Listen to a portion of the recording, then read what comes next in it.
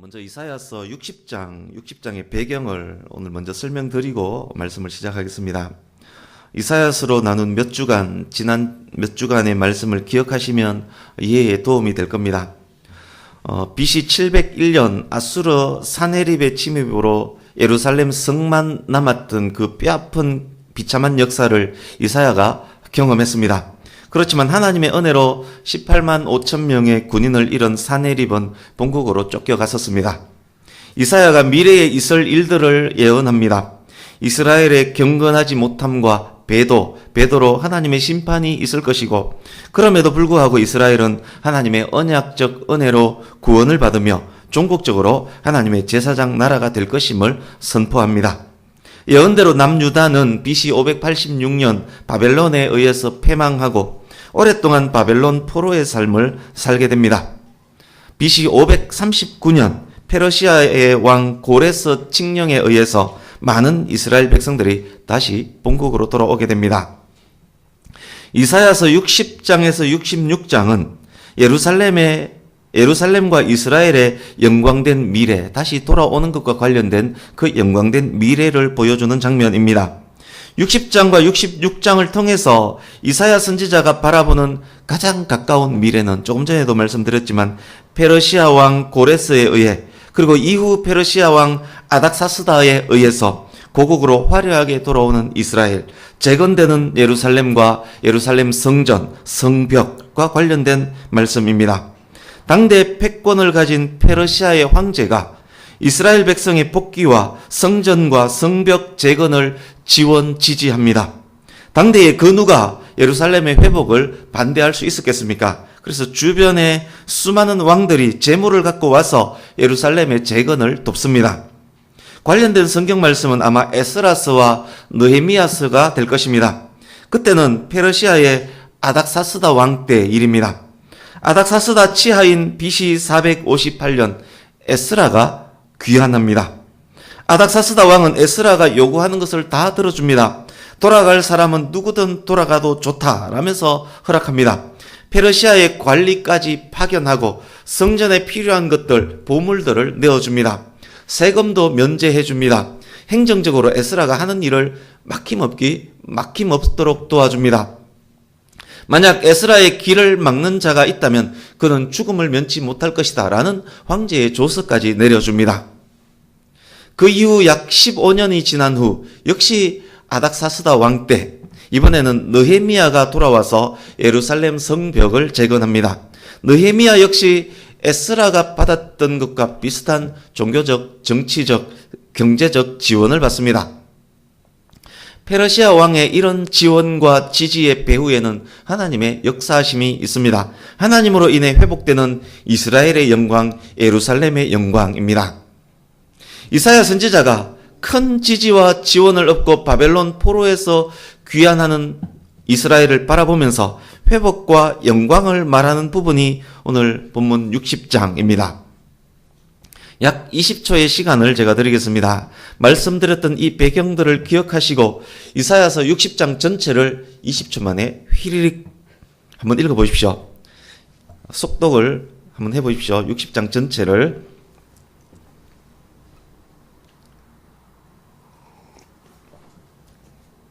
읽으면서 포로에서 화려하게 돌아오고 있는 이스라엘을 지원 지지하는 주변의 나라들, 고관들, 재건되는 성벽과 성전, 하나님을 찬송하는 이스라엘의 모습들, 그런 것들이 20초간 읽으면서 보여야 할 것입니다. 약 20초 지났다고 보겠습니다. 아마 읽으시면서 그렇구나, 그런 분위기구나, 그것을 느꼈을 것입니다. 그러나 방금 가장 가까운 미래에 대해서 설명드렸지만 이것이 전부가 아닙니다. 이사야 선지자는 그것보다 훨씬 먼 곳까지를 바라보고 있습니다. 신약 시대의 교회의 승리, 교회의 영광, 더 멀리는 예수님의 재림, 회복될 에덴, 영원한 천국까지를 바라보고 있는 것이 또한 이사야서 60장입니다.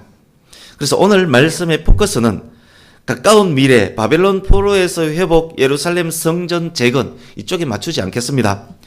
오늘 나눌 말씀의 포커스는 신약시대의 교회의 과거와 현재, 미래, 교회의 궁극적 승리, 그것에 미리 말씀을 적용해서 설명을 드리려고 합니다. 지금부터 이사야서 말씀 여러 곳을 함께 읽으면서 짧게 설명하면서 오늘 본문으로 오겠습니다. 여러분들께서는 지금 읽게 될 말씀들 각각을 연결 지으면서 하나하나가 보석이라고 생각하고 그 보석을 하나하나 바늘실로 꿰면서 만들어지는 큰 줄거리를 잘 붙잡으셔야 할 것입니다. 그렇게 잘 붙잡을 때 이 읽을 말씀을 통해서 신약 성경 전체를 통독하는 듯한 그런 감동과 은혜가 아마 있게 될 것입니다. 송구 영신 예배 때 본문으로 나눴던 이사야서 42장으로 가겠습니다. 지난번 설명드릴 때 이사야서 1장에서 39장까지가 전반부이고 40장에서 66장까지가 후반부라는 말씀을 드렸습니다. 지금 읽게 될 말씀들은 모두 신약 성경과 연결될 수 있는 말씀들입니다. 이사야서 42장으로 갑니다. 42장 1절에서 9절을 눈으로 읽어보십시오. 고난받는 하나님의 종 예수 그리스도에 대한 말씀이었습니다. 그는 외치지 않고 목소리를 크게 하지 않고 상한 갈대를 꺾지 않고 진실과 정의를 행하는 분입니다. 이제 42장 6절을 함께 읽습니다. 42장 6절 시작. 나 여호와가 의로 너를 불렀은즉 내가 네 손을 잡아 너를 보호하며 너를 세워 백성의 언약과 이방의 빛이 되게 하리니. 아멘. 예수 그리스도는 언약 백성인 이스라엘과 이방인들의 빛으로 비치게 될 분입니다. 이제 이사야서 49장으로 갑니다. 49장. 이사야서 49장 6절 7절을 같이 읽습니다. 6절과 7절 시작. 그가 이르시되 내가 나의 종이 되어 야곱의 지파들을 일으키며 이스라엘 중에 보존된 자를 돌아오게 할 것은 매우 쉬운 일이라. 내가 또 너를 이방의 빛으로 삼아 나의 구원을 베풀어서 땅끝까지 이르게 하리라. 이스라엘의 구속자 이스라엘의 거룩한 이이신 여호와께서 사람에게 멸시를 당하는 자 백성에게 미움을 받는 자 관원들에게 종이 된 자에게 이같이 이르시되 왕들이 보고 일었으며 고관들이 경배하리니 이는 이스라엘의 거룩하신 이 신실하신 여호와 그가 너를 택하였음이니라. 아멘. 역시 예수 그리스도에 대한 예언의 말씀입니다. 그리스도는 이스라엘을 회복해 할 자, 이방의 빛이 되어서 땅끝까지 구원을 베푸실 자입니다. 그런데 그런 그가 사람에게 멸시당하고 백성에게 미움을 받고 관원들에게는 종이 될 것입니다. 그렇지만 결국 그는 세상의 고관들로부터 경배받게 될 것입니다.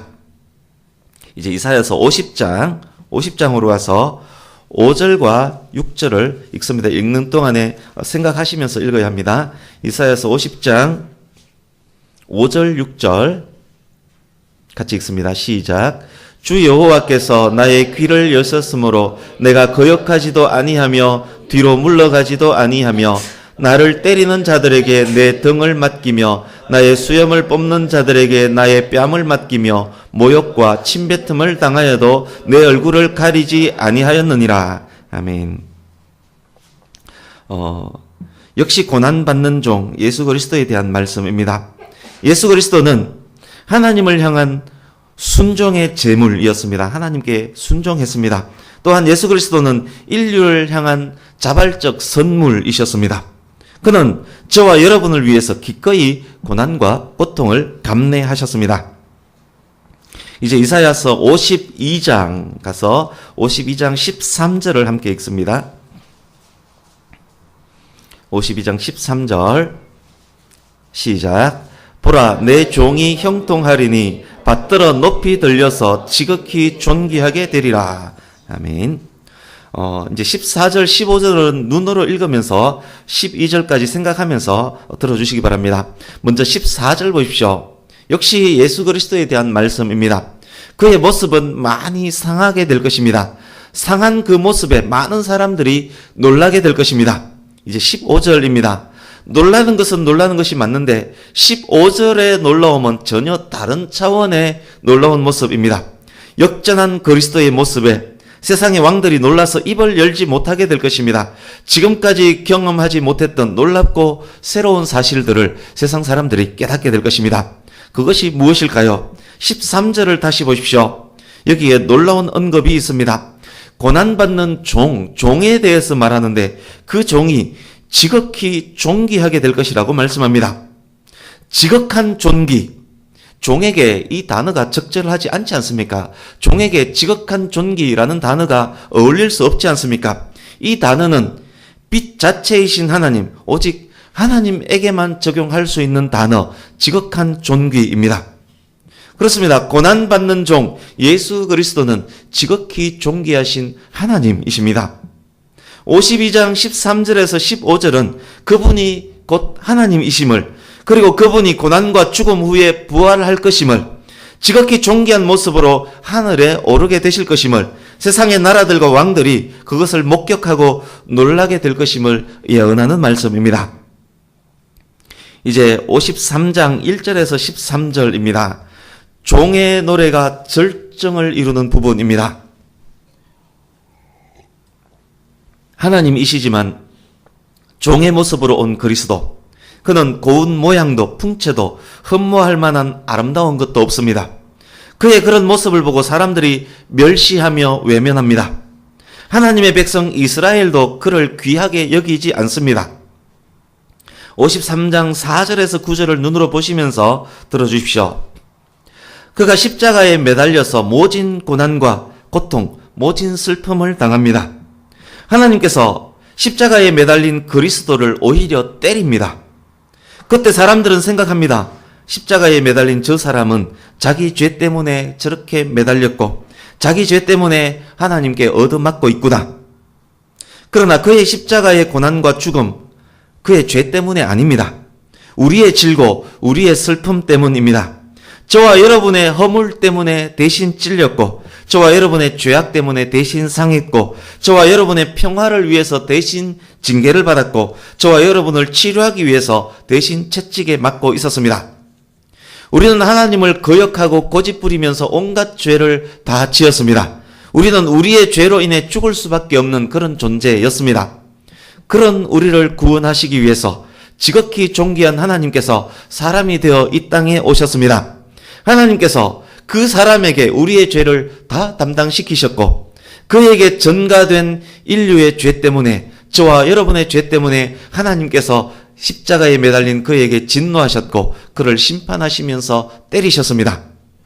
예수 그리스도는 우리의 죄 때문에 우리 대신 그 고통, 고난, 죽음을 당하신 것입니다. 영원부터 함께 하신 아버지 하나님께서 외면하시며 때리시는 그 가장 큰 고통, 그 고난을 홀로 십자가에서 담당하신 것입니다.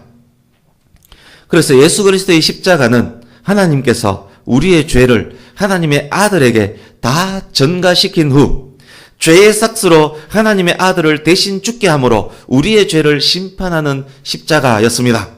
예수 그리스도의 십자가는 인간의 죄를 하나님께서 직접 심판하시는 십자가였었고, 인간의 죄 때문에 하나님께서 대신 심판을 당하는 그런 십자가였습니다.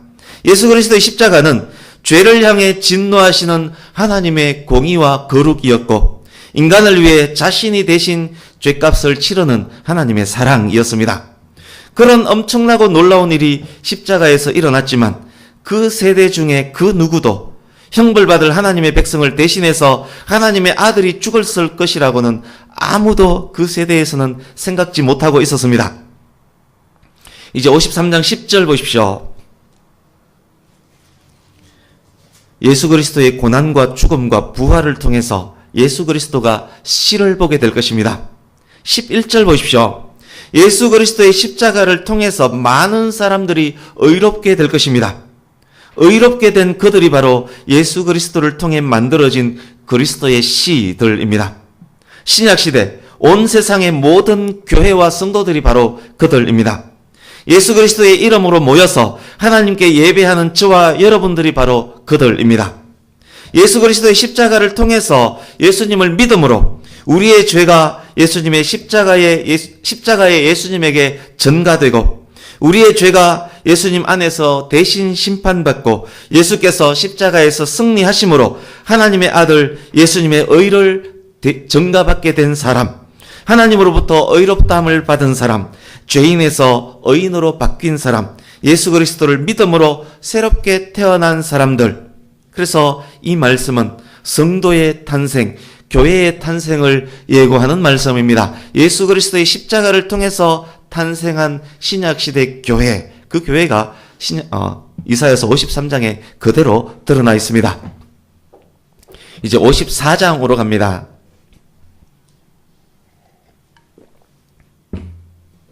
54장 5절 같이 읽습니다. 5절 시작. 이는 너를 지으신 이가 네 남편이시라. 그의 이름은 만군의 여호와이시며 내 구속자는 이스라엘의 거룩한 이시라. 그는 온 땅의 하나님이라 일컬음을 받으실 것이라. 아멘. 54장 13절에서 15절도 같이 읽습니다.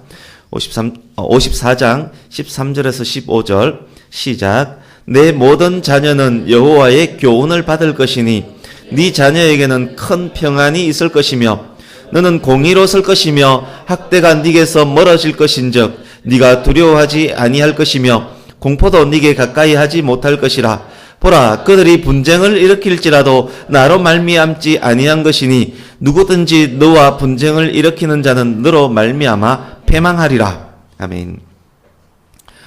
교회의 남편이 되시는 하나님, 신약시대 교회에 하나님께서 그 교회의 남편이 되십니다.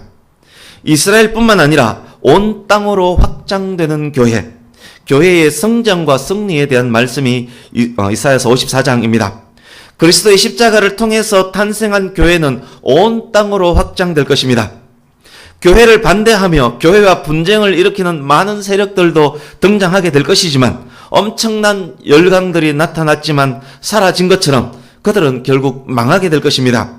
그러나 하나님의 교회는 어떤 일들 하에서도 건재할 것입니다. 교회는 자녀를 만들고 그들은 여호와의 교훈을 받고 그들에게 공의와 평안이 있게 될 것입니다. 아브라함을 축복하는 자에게 하나님께서 복을 주신 것처럼, 아브라함을 저주하는 자를 하나님께서 저주하신 것처럼 교회를 축복하고 저주하는 나라와 사람은 그의 응당한 보응을 받게 될 것입니다. 또한 말씀드린 이것은 실제 과거 교회의 역사와 동일합니다. 이제 55장으로 갑니다. 55장 1절을 함께 읽습니다. 시작. 오호라 너희 목마른 자들아 물로 나아오라. 돈 없는 자도 오라. 너희는 와서 사 먹되 돈 없이 값 없이 와서 포도주와 젖을 사라. 아멘. 55장 6절 7절 같이 읽습니다. 55장 6절 7절 시작. 너희는 여호와를 만날 만한 때에 찾으라. 가까이 계실 때에 그를 부르라. 악인은 그의 길을, 불의한 자는 그의 생각을 버리고 여호와께 돌아오라. 그리하면 그가 긍휼히 여기시리라. 우리 하나님께로 돌아오라. 그가 너그럽게 용서하시리라. 아멘. 하나님의 은혜로 구원받은 교회가 세상을 향해서 교회 안으로 오라라고 초청하는 장면입니다. 악인이었고 불의했던 저와 여러분은 이 초청에 응한 사람들입니다. 예수님 앞에 나와 우리의 죄를 회개하고 십자가 대속하심의 은혜로 용서함 받아 교회의 구성원이 된 사람들입니다. 지금도 교회는 모든 성도를 통해 저와 여러분들을 통해 온 세상을 향해 외칩니다. 오라, 공짜로 주시는 은혜를 받으라. 돌아오면 하나님께서 긍휼히 여기시리라. 세상을 교회로 초청하고 있습니다. 구원받은 성도를 복음 전도자로 또한 초청하고 있습니다. 그것은 성도를 통한 하나님의 부르심, 하나님께서 성도에게 부여하신 사명입니다. 이제 이사야서 58장으로 갑니다. 58장 58장 6절에서 9절 앞부분까지만 읽겠습니다. 58장 6절에서 9절 앞부분까지 시작. 내가 기뻐하는 금식은 흉악의 결박을 풀어주며 멍에의 줄을 끌어주며 압제당하는 자를 자유하게 하며 모든 멍에를 꺾는 것이 아니겠느냐. 또 줄인 자에게 네 양식을 나누어 주며 유리하는 빈민을 집에 들이며 헐벗은 자를 보면 입히며 또 내 고륙을 피하여 스스로 숨지 아니하는 것이 아니겠느냐. 그리하면 내 빛이 새벽같이 비칠 것이며 네 치유가 급속할 것이며 네 공의가 네 앞에 행하고 여호와의 영광이 내 뒤에 호위하리니 네가 부를 때에는 나 여호와가 응답하겠고 내가 부르짖을 때에 내가 여기 있다 하리라. 아멘. 이것은 신약시대 교회의 참된 모습, 참된 교회가 어떠해야 하는지를 알려주는 말씀입니다. 형식적인 교회가 교회가 아니라, 겉이 번지르한 교회가 교회가 아니라 예수께서 살아가신 그 삶을 닮아가는 교회가 진정한 교회입니다. 예수님의 빛을 품고 그 빛을 바라며 사는 교회, 하나님께서 그 교회와 함께 하실 것이고 그들의 기도에 응답하실 것이라고 말씀하고 계십니다. 이제 59장으로 갑니다. 이사야서 59장 1절, 2절을 함께 읽습니다. 평소에 졸던 분들도 오늘은 졸 겨를이 없을 것입니다. 저의 작전입니다. 이사야서 59장 1절, 2절 함께 읽습니다. 시작. 여호와의 손이 짧아 구원하지 못하심도 아니요 귀가 둔하여 듣지 못하심도 아니라 오직 너희 죄악이 너희와 너희 하나님 사이를 갈라놓았고 너희 죄가 그의 얼굴을 가리어서 너희에게서 듣지 않으시게 함이니라. 아멘. 이제 59장 20절도 같이 읽습니다. 시작. 여호와의 말씀이니라. 구속자가 시온에 임하며 야곱의 자손 가운데에서 죄과를 떠나는 자들에게 임하리라. 아멘. 교회와 성도는 빛입니다. 그런데 빛이 빛을 발하지 못한다면, 소금이 짠맛을 내지 못하고 버려져 밟힌다면 그것은 하나님께서 활동하지 않으셔서가 아니라 교회가 교회답지 않아서 교회의 죄로 인한 결과입니다. 교회가 죄과를 떠나서 다시 본연의 교회로 돌아온다면 하나님께서 다시 하실 것이라는 말씀을 하고 계십니다. 역시 교회 역사 안에서 수없이 반복되었던 모습들입니다. 오늘날의 교회가 깊이 새겨야 할 말씀일 것입니다. 아까 교회의 본연의 모습을 말씀드렸습니다. 그런데 교회의 본연의 모습을 잃게 된다면 그것은 하나님께서 계시지 않아서가 아니라 교회가 죄 때문에 하나님과 단절되었기 때문에 그런 결과가 나타나게 될 것이라는 그런 말씀입니다. 이제 오늘 본문 60장입니다. 교회의 영광과 승리에 대한 말씀입니다. 궁극적으로 이루게 될 승리에 대한 말씀입니다. 60장 19절에서 20절을 같이 읽어보겠습니다. 이사야서 60장 19절 20절 시작. 다시는 낮에 해가 내 빛이 되지 아니하며 달도 내게 빛을 비추지 않을 것이요 오직 여호와가 내게 영원한 빛이 되며 네 하나님이 내 영광이 되리니 다시는 네 해가 지지 아니하며 네 달이 물러가지 아니할 것은 여호와가 내 영원한 빛이 되고 내 슬픔의 날이 끝날 것임이라. 아멘. 오직 여호와가 내게 영원한 빛이 되며 네 하나님이 내 영광이 되리니. 교회와 성도를 비춘 빛은 해와 달로 인함이 아닙니다. 해와 달의 창조자, 모든 빛의 근원이 되시는 하나님으로부터 나온 빛입니다. 여호와께서 교회의 영원한 빛이며 여호와께서 교회의 영원한 영광이십니다. 또한 이 말씀은 교회와 성도의 궁극적 미래, 교회와 성도가 궁극적 있게 될 영원한 나라, 천국을 향하는 말씀이기도 합니다. 함께 요한계시록 주보 오른쪽 하단에 있습니다. 요한계시록 21장 22절에서 27절 말씀을 주보에 기록된 만큼만 읽겠습니다. 방금 읽었던 말씀을 기억하시면서 읽으면 되겠습니다. 같이 읽습니다. 시작. 성 안에서 내가 성전을 보지 못하였으니 이는 주 하나님 곧 전능하신 이와 및 어린 양이 그 성전이심이라. 그 성은 해나 달의 비침이 쓸데없으니 이는 하나님의 영광이 비치고 어린 양이 그 등불이 되심이라. 무엇이든지 속된 것이나 가증한 일 또는 거짓말하는 자는 결코 거리로 들어가지 못하되 오직 어린 양의 생명책에 기록된 자들만 들어가리라. 아멘. 천국에는 해와 달이 필요 없습니다. 빛 자체이신 하나님의 영광이 영원히 비치고 예수 그리스도께서 영원한 등불로 비추고 계시는 곳이 천국이기 때문입니다. 그 천국에 그 빛 안에 거할 자들 누구입니까? 오직 어린 양의 생명책에 기록된 사람들, 예수님을 믿음으로 죄사함 받고 의롭다함을 얻은 사람들, 성도와 성도의 모임인 교회만이 그 빛 아래 거할 수 있습니다. 이 땅에서의 성도, 이 땅에서의 교회의 삶도 마찬가지입니다. 교회와 성도만이 하나님에게서 나오는 빛 안에서 사는 사람들입니다. 하나님께서 비치신 그 빛, 그 빛의 반사체들이 바로 교회와 성도들인 것입니다. 교회와 성도가 이 빛이 될 수 있었으면 오직 우리를 구속하신 예수 그리스도의 십자가 공로로 인함입니다. 이제 다시 약 20초 시간을 드리겠습니다. 이제는 교회와 성도를 생각하시면서 이사야서 60장 4절에서 22절 전체를 눈으로 한 번 더 20초간 휘리릭 한번 보시기 바랍니다.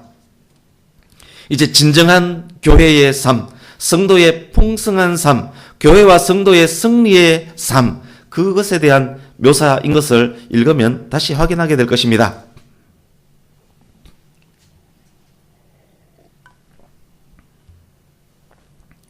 이것이 저와 여러분의 모습이 되어야 할 것입니다.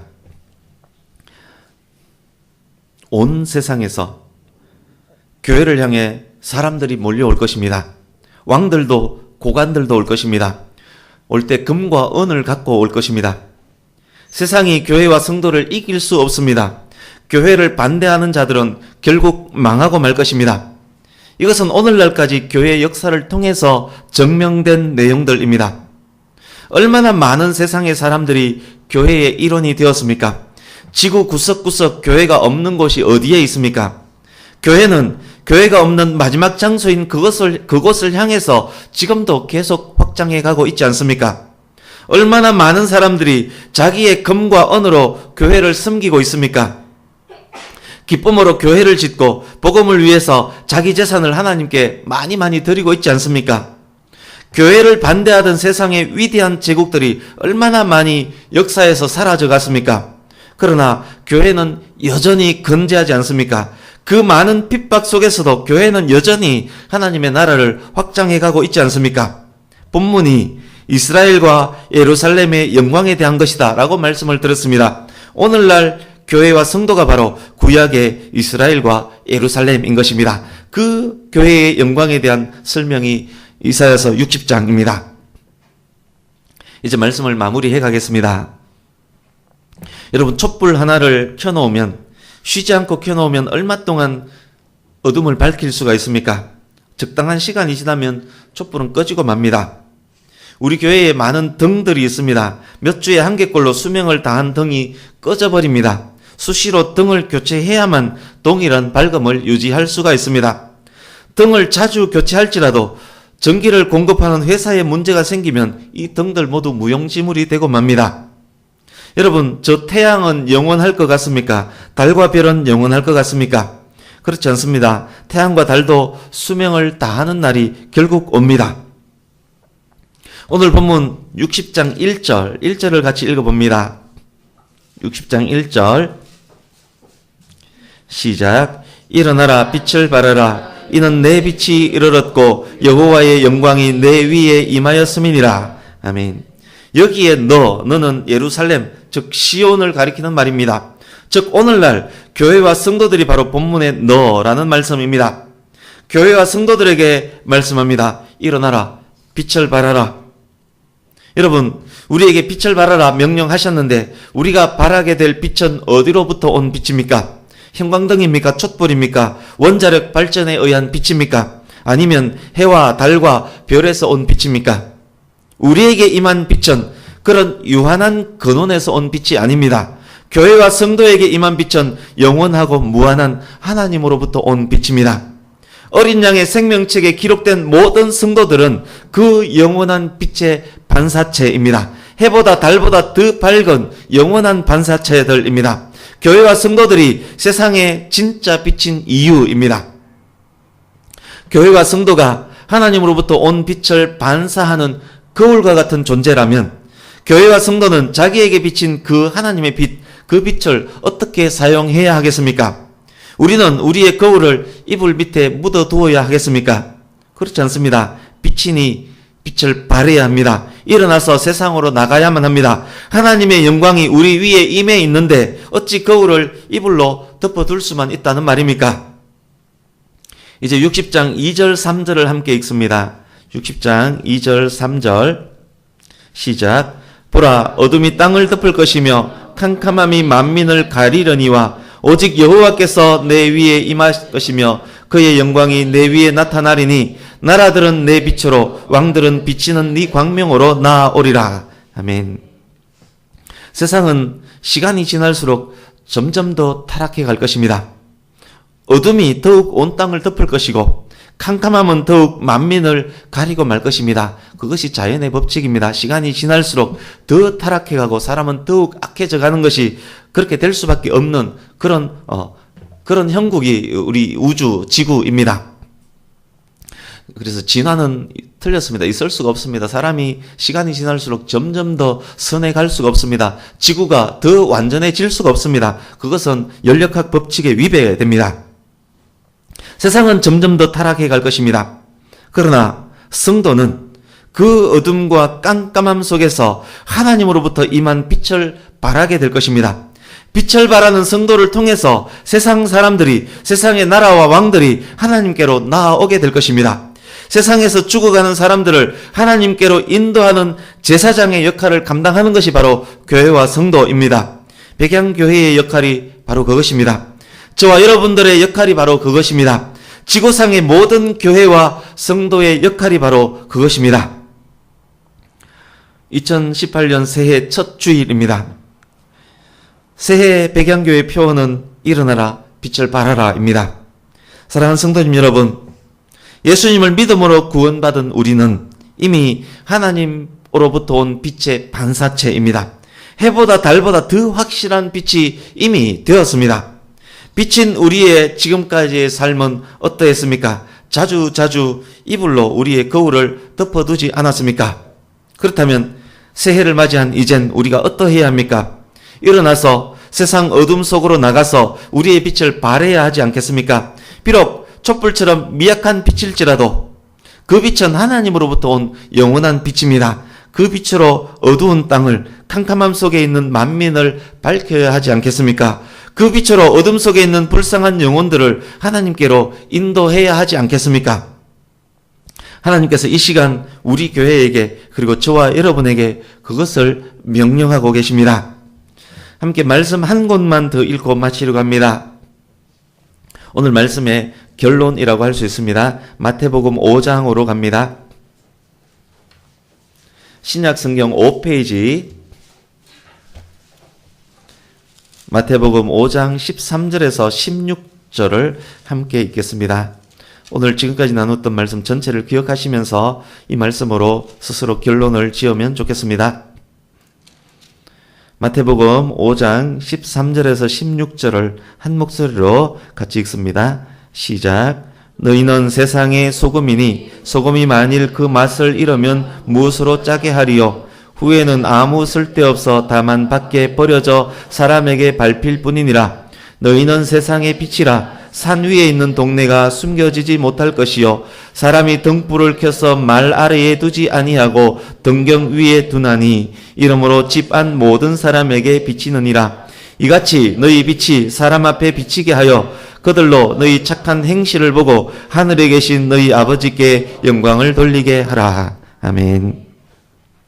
너희는 세상에 나가서 소금이 되라. 너희는 세상에 나가서 빛이 되라. 이렇게 말씀하지 않습니다. 너희는 이미 소금이다. 너희는 이미 빛이다. 그런데 왜 그 빛을 말 아래 숨겨놓고 있느냐? 나가서 비춰라.